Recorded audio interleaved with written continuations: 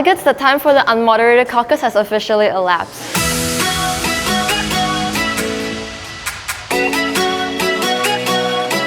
For NISMUN C this year, I am the Under-Secretary General for Conference Management. I handle everything that has to do with the management of the conference.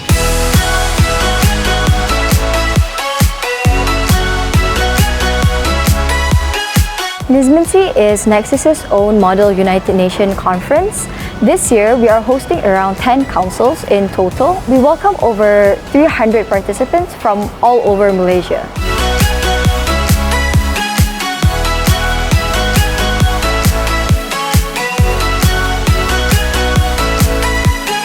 I believe that Model United Nations is a very good simulation for students to learn because they're able to actually capture the full effect, like what's currently happening in the world, and let students understand countries from different perspectives and why they are doing what they are doing and their foreign policies individually and respectively. It also allows students to become more comfortable with disagreeing with others and allows them to debate professionally. It also creates a really good network, and a lot of friendships are formed during MUN because the community is very close, and this can move on to the future.